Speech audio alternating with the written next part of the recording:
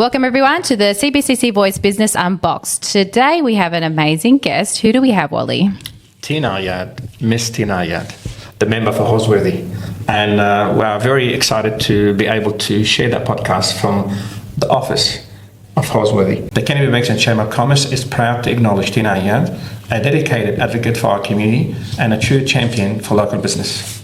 Tina's leadership is defined by action, integrity, and deep commitment to creating real opportunities for families, small businesses, and community organisations across our region. Her support for economic growth, safer communities, better services, and stronger local networks continue to make a meaningful difference every day.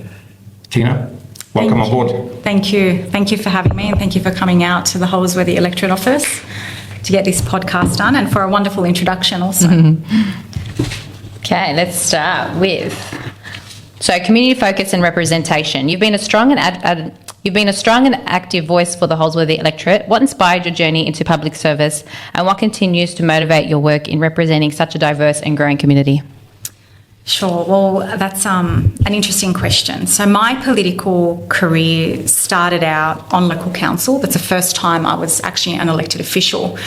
And I served as Deputy Mayor, and I have to note that when I was Deputy Mayor, that was the first time that Liverpool City Council was led by 3 women. So the CEO, the Mayor and the Deputy Mayor were all women, which was absolutely amazing.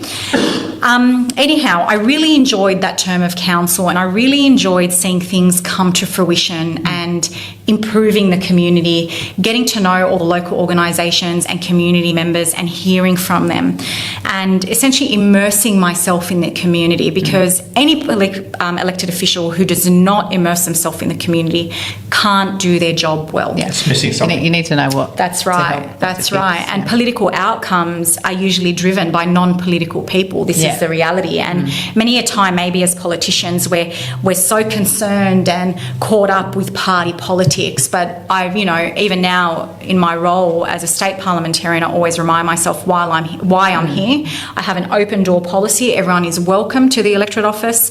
And, it's my name and my face out there on the office when you arrive. But this is the office of the people. This belongs to the people of Holsworthy. So I do have an open door policy, and everyone is welcome.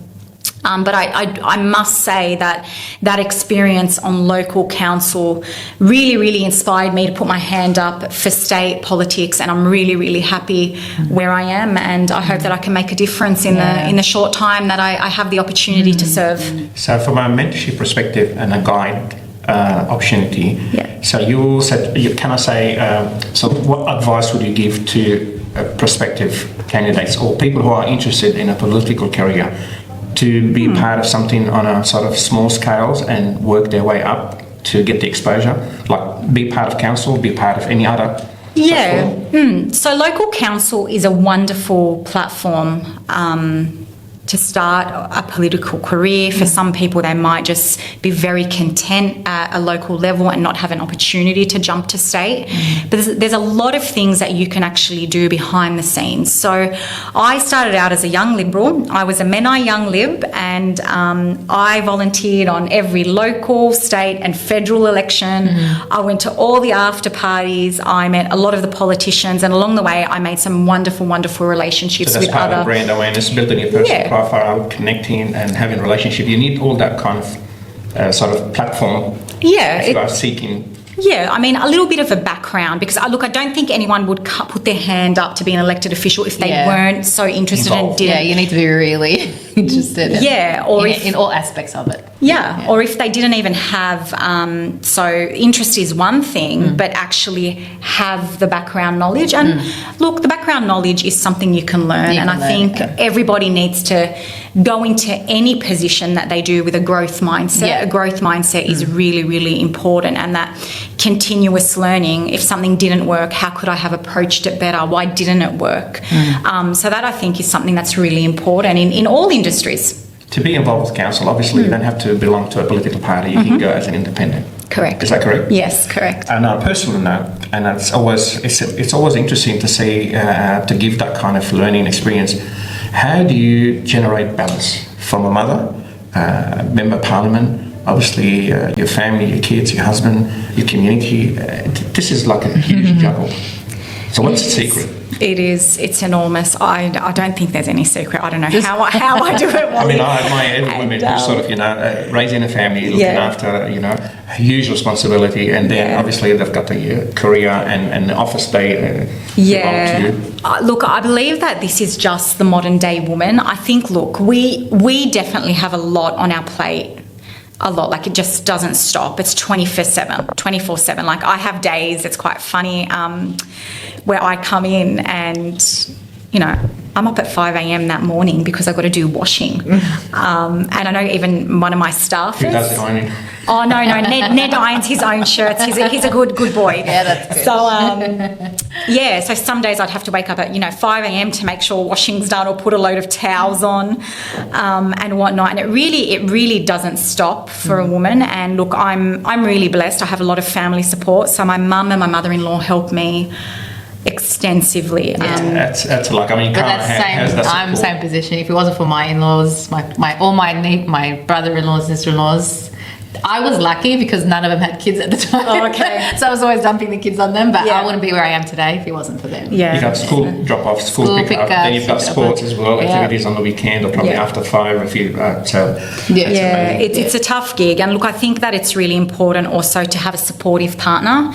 And I think sometimes, selecting your life partner, it's almost undermined. And you just think about the wonderful things, for example, like the wedding day, the honeymoon, what dress you're going to wear, which makeup artist you're going to use. But you need to have those conversations with them, like what your plans are together. It's sacrifice is needed. And obviously, there's sacrifice. Both complement each other from a partnership perspective. That's right, and it's complementing each other, and it's sacrifice from both parties. It can never come just from one party because it's a team effort. And my kids, bless them, they're so wonderful. They understand. Like, mum's got to be somewhere, she's got to be at work. We are a little bit of a political family because my kids did grow up around politics. Well, that's all they know as well. Comes with with the natural growth and the effects because they see what their parents are doing, and that's the environment that I mean, at one point it was quite funny. So we'd be out and about in the community, and they would say stuff like, "Mum, this park is crap." Or, "Mum, can you complain about this street or this road?" Or, "Mum, there's a pothole." And then it got to the point where we'd be driving along and there would be rubbish dumped somewhere. They would say, "Oh, Mum, I need your phone. I've got to take a photo so you can send it to the CEO of council," which is really cute, and I love that in them. And because it shows the level of care and awareness of the community and what needs to be done. And I'm glad because in a way I feel that they are all also providing a service to the community, and we're doing it. We're doing it as a family. And you're teaching them the right kind of skills, knowledge, and the behaviour. It's important because that's what we need today. So, I mean, look, our parents play a vital role in making sure our kids are sort of morally speaking in the right direction, the right environment, the right teaching. So, that's right. Thanks to between schools and parents, we can get the job done. That's right. The role of women has changed so much. On a serious note, the future of Southwest Sydney is rapidly transforming with new infrastructure, housing and transport projects. What are some of the key priorities and opportunities you see shaping the future of the region? Okay, there's quite a list. So Metro would be top of the list. So the southwest is greatly underserviced in the area of public transport. We already are underserviced, so you can imagine what's going to happen with the amount of growth that's currently being undertaken across the whole area, across the southwest. We also do have the airport that's coming on the back end of the southwest. I'm excited to see that. It's very exciting, and no doubt it's going to be an employment hub, which is absolutely wonderful, but we need options for travel. I mean, our roads in Holsworthy are already exacerbated, and the situation is only going to get worse once that airport is fully functioning up and running. Because I think they should have thought about everything. I mean, it's hard. We need a metro, and we need 15th Avenue to be extended further, of course. I mean, the upgrade is welcome, but it does need to be extended further. So metro would be the first thing. From Bankstown?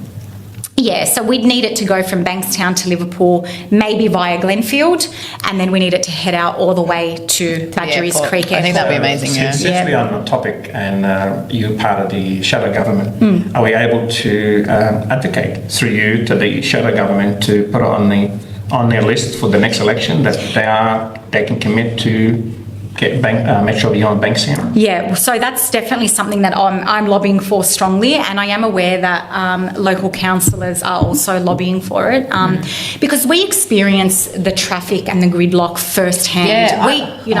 I'm like from Moorebank. I was late once to pick up my girls. It took me half an hour just to get to Liverpool. Yeah, just over that bridge. There you go. There needs to be something from other than that bridge from Moorebank to Liverpool. That's right. Unless I take up swimming. Or business hubs. I mean, talking from our business hubs, we got area management, which is formerly Bankstown Airport. Yeah. At the moment, there's lots of opportunities taking place there thanks to area management, and you've got a lot of big businesses which are creating local employment. So there's about 7,000 local employment opportunities. Yeah. We need to service this area. So having Metro come Bankstown via area management to Glenfield, Liverpool, Western Sydney Airport, it's no-brainer. Yeah, it is a no-brainer. That's right, I agree.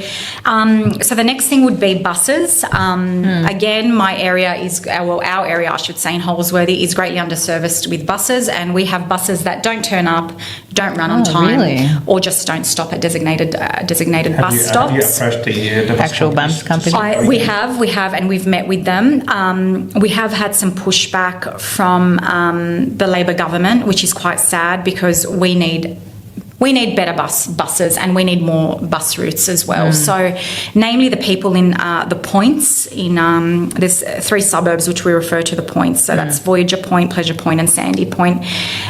They're in desperate need of buses. Yeah. Working class people, they rely on the buses to get their kids to and from school. Yeah. And I have had instances where kids as young as, year 1, year 2, being left at bus stops. That'll be my worst nightmare. Yeah, not being picked up. And look, we do have a wonderful community, and I've kind of found that when those issues arise, the community gets together, they support each other, the older kids look after the younger kids.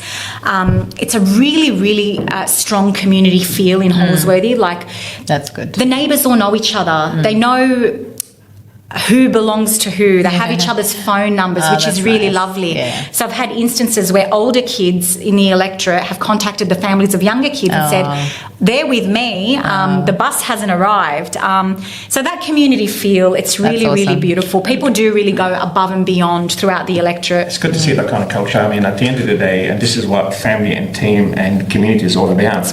But on a separate note, and as a part of Call to Action, I'm happy to facilitate for another meeting between yourself and whoever is servicing the area to sort of find how can we find to make sure the service is better and more sort of equipped. So that would be a call to action from us to you as well. Yeah, that would be wonderful. And the third thing would be amenity.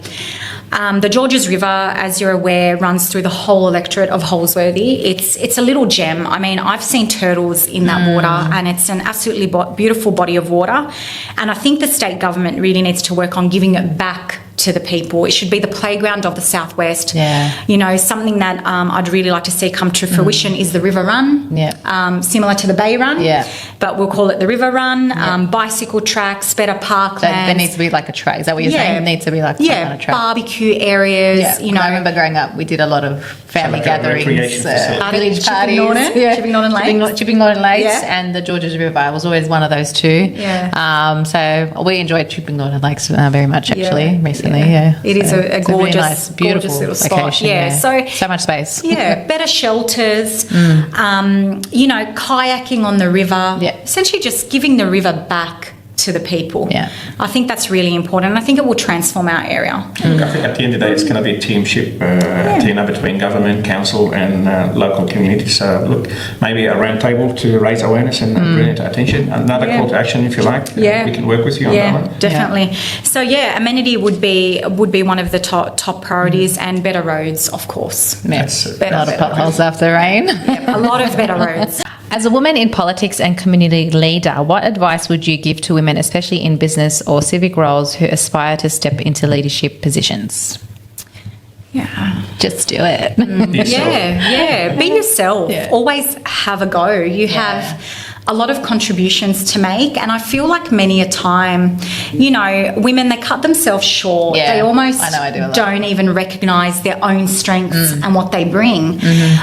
Similar to politics, I think politics is interesting because in order to drive good policy, how can you drive good policy when you don't have a mother at the table or a wife at like the you table? said before, not everyone comes from a So political you need the background. experience. Yeah. You need people that are in the A community. real experience. Yeah, and diversity is important. And So their voice matters. you know, their voice matters, and women have so many contributions to make. Go in there, stand your ground, make a good contribution, have a go. And this is our way, right? This is the Aussie way. Have a go. Yeah. Maybe we should and- hold a mothers meeting every month. Yeah. And everyone deserves a fair go. And I think we need to stop, you know, this face value judgment where, oh, she's a mum, or she's got young kids, or she's just been married. She's probably going to want to have a baby in a couple of Let her years. make it So Let her make it cool. Don't put that on her as well. Exactly. Stop labeling each other. And, you know, I think this even happens with men. They're labelled a lot of the time. And I think this is something that we really need to break down as a community. Let's stop judging each other. Let's stop putting labels on people. Let's just appreciate people for who they are and what they have to offer, and for their expertise in an area and for their opinions. On a social note, do you have some other local members? Obviously, they have have a chai and a coffee. Do you have something similar, like from a group, community group? So someone, let's say, Chai with chia or something? with chai, and then regarding Nathan, What's he doing again? Green tea with Nathan or something? Yeah. I like matcha. Matcha, green that's tea. right. Do you have some sort of social engagement where people can come along and hang out with you and chat, just on a social level? So Have you done something similar, or do you have something similar? I haven't done anything formal. Yeah. It's not formal. It's social gathering where, like, you can say, look, Hey, today, come meet is up at a with cafe Tina in today. Holsworthy. Yes. Come and chat. But that's what I mean when I say formal. It's not something that's diarised and, I set a time apart to do it. But I do everything locally. So I do all my Coles and Woolies shopping locally. I got to head down to the local butcher. My kids go to school in the Just area. how can we encourage more mothers or even females to come and reach out to you and to sort of engage you on a social so hence I was going to say, a lot of the time I'm just at Woolies or Coles and I bump into someone, or Let's go shopping with Tina. That's it. or I'm popping down just to, grab something super quick from the local shops, and I end up bumping into someone, which is really lovely, because I just love that when it's not planned. It's kind of just it's unplanned. It's natural, but it has to have that ringtone. So we need to come up with So that enforces your open door policy. It would be interesting to do that, and I think it would reinforce the open door policy. But I must admit, look, since coming into office, I have been extremely time poor. Our office is very, very busy, and I have a lot of walk-ins and people that just drop in, which is wonderful. And sometimes, look, I'll be honest, it puts your day out of whack. Yeah, it does. You have but to it's set plan. But it's all worth it. It's all worth it. And I think being a woman from a diverse background has been quite interesting coming into this role, because I've had other women from diverse backgrounds who aren't in my electorate who come out to see me. Number one issue in my electorate is definitely housing. Second would be cost of living. And since I've moved to Wattle Grove, I'm now also servicing a cohort that I really never used to service when I was out at Hammondville. So, the pensioners, the elderly, they come out here. They'll get, they'll grab their morning tea / coffee with their friends on a Thursday, and they'll usually make their way to the office or speak to me or one of my wonderful staff and bring things to our attention. So I have been a little bit time poor in that area, but it's maybe something to consider. Maybe we'll just clone you. Some slogans, some sort of keywords. Shopping with Tina, catch me if you can. To your team to consider. So at the New South Wales Parliament, we did at times have like Tina's tea time that's in my a good New one. South I love Wales it. Parliamentary office. Okay, tea with Tea with and Tina. I Tea have with Tina. I love it. I have a really exotic tea collection at New South Wales Parliament, so I'm your tea girl. No scones, but scones. that can be sorted. Yes. We can order some from We'll New get the South Wales scones. Parliamentary Catering. Yep. Can we, just for 2026, as part of resolution, can we have a tea with Tina and Yeah. scones? Some sort of, Yeah. we need to word it Yeah. nicely. Yeah. Wonderful. That'd be really We'll have nice. floodgates of people coming in. Gosh, you guys are full of good ideas. You should come in more often. We And should. they're for free, by the way. We're giving, Let's we're talk giving, about youth. we're giving back Well, on Wally's going to send me an invoice later. It was for free. Okay. So we'll talk about youth next. Our young people are the future workforce and entrepreneurs of tomorrow. What initiatives or partnerships do you believe are most effective in helping young people develop skills and secure meaningful employment in the region?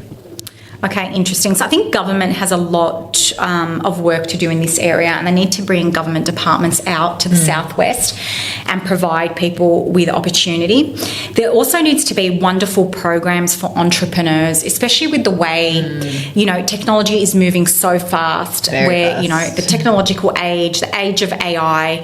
We got this new cohort that's coming through that is so technologically advanced, much more than our generation anyhow.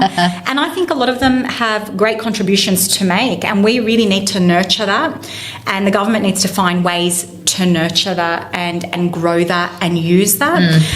The second thing would be definitely education, and as you're aware, the Southwest has become an education hub. We've got multiple university campuses now across the Southwest. Very excited about that. Which is, it's so exciting. And I think it's also important for a lot of younger kids or families who never thought they would have the opportunity to attend university. I mean, just seeing students float in and out, walking past, seeing the signage. Just they can see it there. That's the goal they can reach. Having a presence, it means, that, hey, this is in reach. I don't need to travel far. Yeah. If they can do it, I can do it. And I really think that universities having a physical presence in cities it's so important. really transforms lives. And for many kids and many families, it might just be, a defining moment where, you're out in the Southwest with mum and dad walking the streets, and you see this wonderful sign that says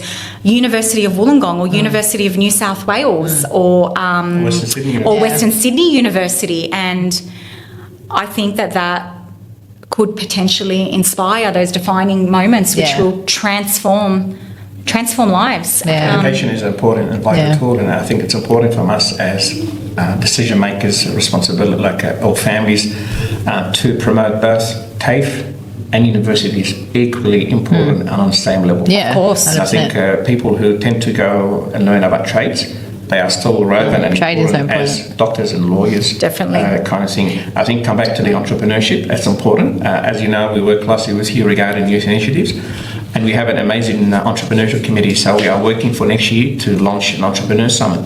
So I would love to reach out to you, see how we can engage with you, make sure your input is vital to any summit that we're going to do towards entrepreneurship perspective. That'd be wonderful. That'd be wonderful. And I believe that's something that many parliamentarians would get behind. Yeah. Definitely it's very important. I would love to. I think we'll come back with another action point.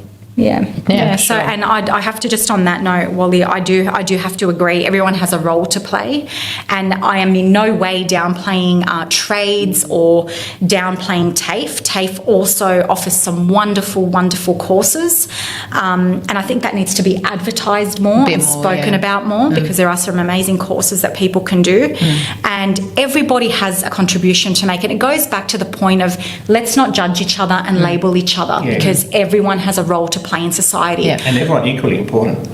That's right. That's right. I mean, both my brothers are tradies, and they own and run their own businesses.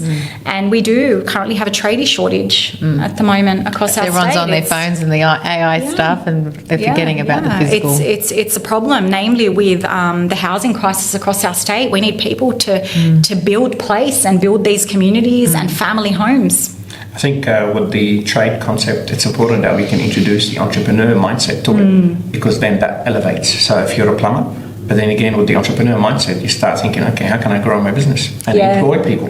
Rather than just stay a plumber on like one man or one woman kind of show. Yeah. Well, my brother actually is a plumber. He's a plumber, a roofer, and a gas fitter, and an excavator. That's also. good. That's mad. And he owns and runs his own business. And something I'd like to add is he was actually quite lucky because he worked with some wonderful, wonderful businesses. And all these bosses really took him under their wing, mentored him and supported him, and he's forever indebted to them. Yeah. And now he's running this successful business, but it's important to really, really mentor the next generation and not hold back knowledge and skill. We need to nurture each other. The reason for that, Tina, people feel they are losing ground. Like if you share your knowledge or if you share a bit of some of your wisdom, people feel like They're going to steal it's like steal their work, stealing ideas, or you know what I mean. Like, but it's not. You should not fear if you share it. At the end, it's going to. If you're an established business, it's a point of difference. There's too many lawyers, too many accountants out there. There is never enough. But why you go to one more than the others? It's just that point of difference. But people do business with you. Like, they shouldn't be afraid to share their knowledge because people are coming to them because of them, and they've got their own personality, their own drive, or the way they do things as well will be different. So there'll be other reasons why people go to them. Does that make sense? So they shouldn't be afraid to share their knowledge or mentor them. Of course, but the skill shortage in across our state and our great country, it's quite frightening because as you're aware, our birth rate is also dropping. Oh, really? Yes, dramatically. And if we keep travelling the way we are going to be a state with no grandchildren. That flags a point I wanted to raise. I wasn't on the agenda, but I believe we've got a new opposition leader. We do. Kelly Sloan. But I think part of her media sort of interviews, I think she mentioned to bring back the baby bonus, because I feel like that's probably one of the reasons. Maybe? Yes, the Costello baby bonus. What was it? One for I'd love to get more, but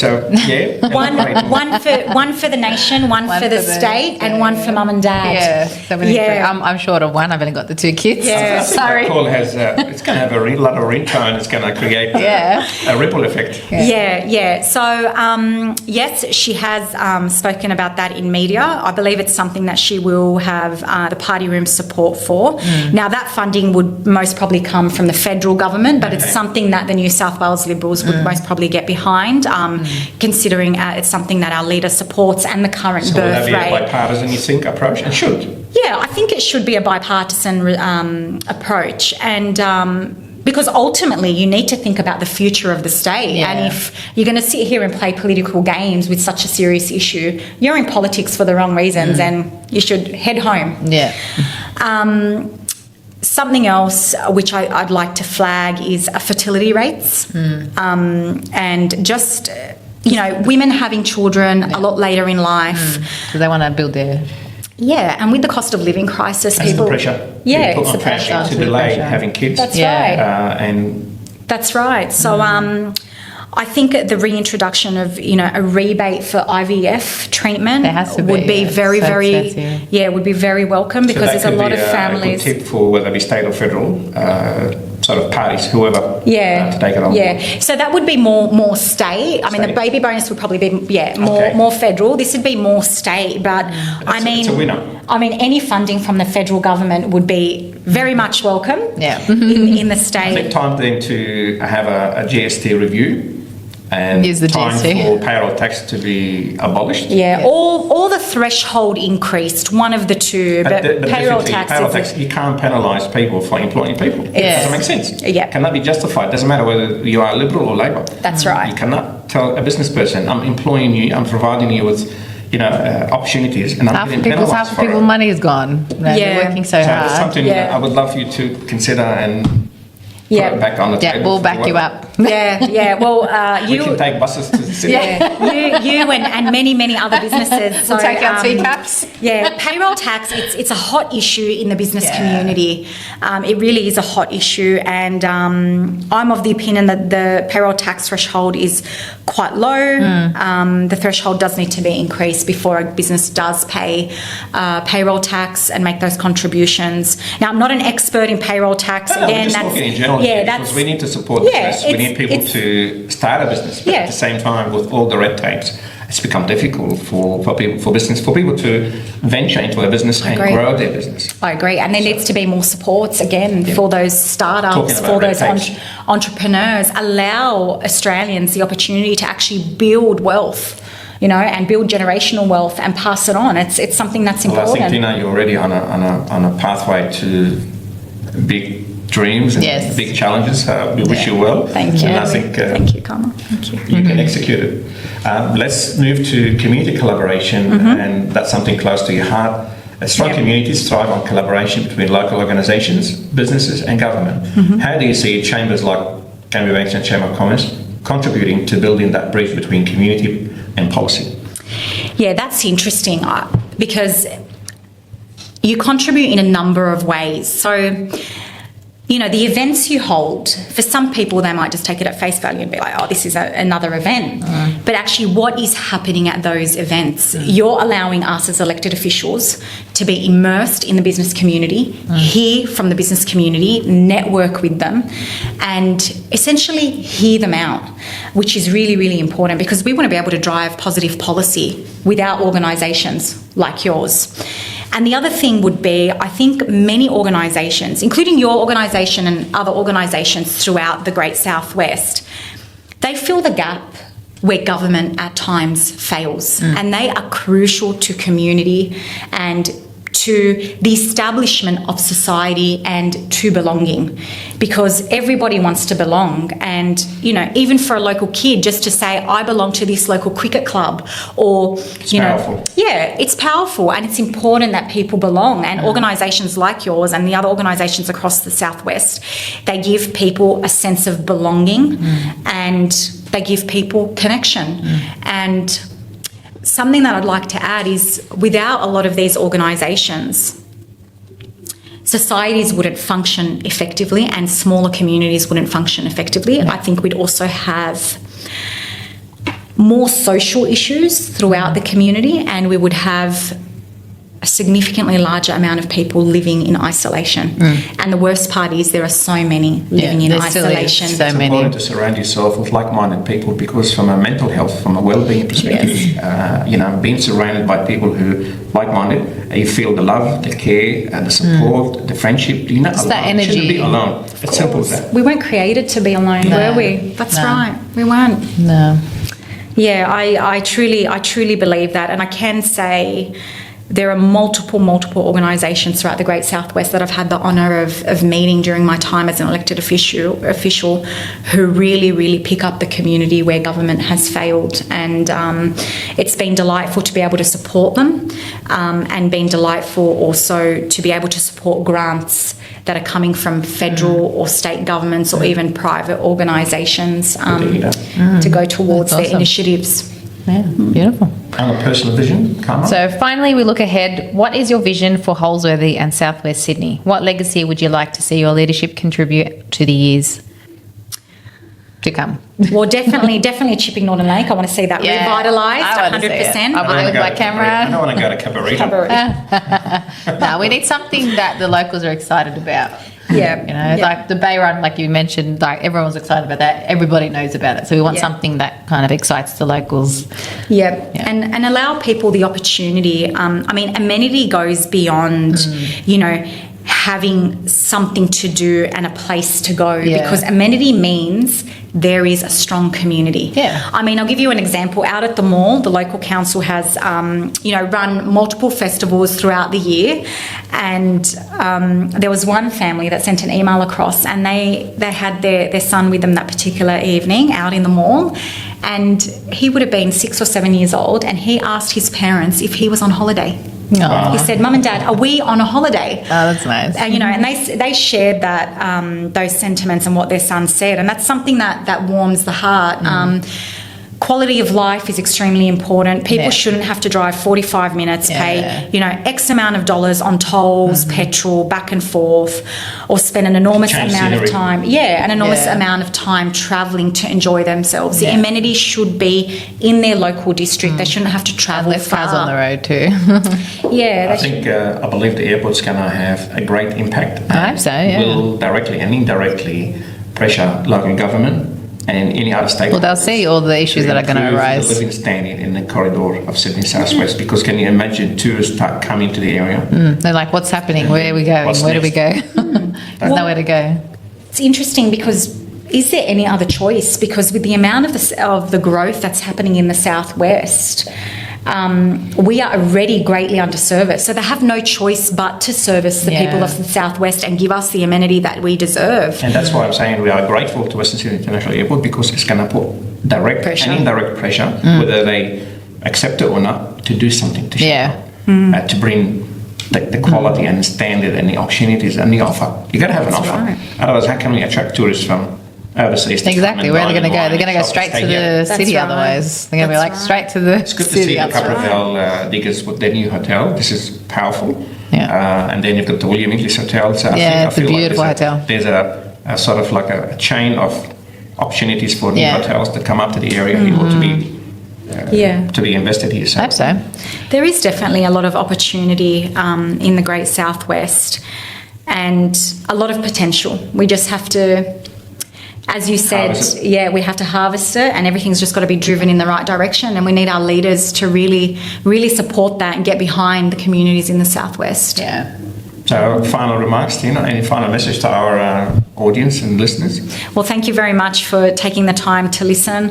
Wally and Karma, thanks for taking Our the time pleasure. to come out. You've made me feel very, very special, and thank you. And I look forward to having these conversations more often. These robust conversations that really give me something to take back to the I New feel South like you've Wales re-energised. Parliament. You're ready for to 2026, are we going to plan Tea with Tina? tea with Tina. Tina's tea time. Tea with tea time. And There it's we fine. go. It's Tea okay. time. We I do like it the way you see You know, it. make it a little bit cute. Yeah. to be cute. I'm learning. You have to be.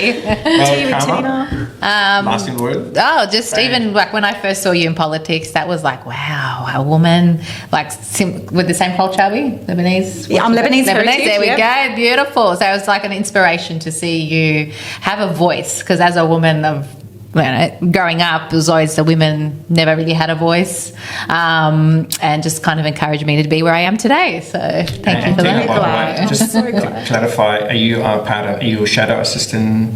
Yes. So. Can we clarify that? So what's your... Yep, so I'm Shadow Assistant Member for Holsworthy first Yeah. and foremost, always Member for Holsworthy, and then Shadow Assistant Minister for the Southwest, Shadow Assistant Minister for Health, and Shadow Assistant Wow. Minister No wonder you're time for poor. youth. So I've got to have a go. And have to. look, I'm really blessed. I represent such an amazing community, a very diverse community, and I have a great team. That's amazing. You know, I don't do it alone. I've got a great team And that's the behind important me. thing. You can't do it alone. effort. You do it together. Can't do it alone. It's a team effort, and I think it's really, really important to organise those that lift you up. I mean, my staff, they check in with me, and if I've, and they ask, have you had lunch, Tina? Have you eaten? Eat. Have you had water? Do you want a coffee? Do you need a tea? That's Because, awesome. we're always, as, the front face of Australian politics, you just go, and without them, I don't know where I'd be. So That's Well, awesome. thank you, Tina. For us, cross-collaboration between Bankstown and the Sydney Southwest is important, and that's how we can elevate this community and this corridor to be an ideal place to live, study, work, grow a family, and play sport. So until next time. Yes, Carmen. thank you all for listening to the CBCC Voice Business Unbox. Don't forget to subscribe and share with your network. We And will hashtag Tina with... was it Tina with Say it again, Tina. tea with Tina, Tina's tea time. Tina's tea time? Let's put it to a vote. Let's Tina's tea time. Don't forget the hashtag. Hashtag Tina's tea time. See you next time. Bye. Bye.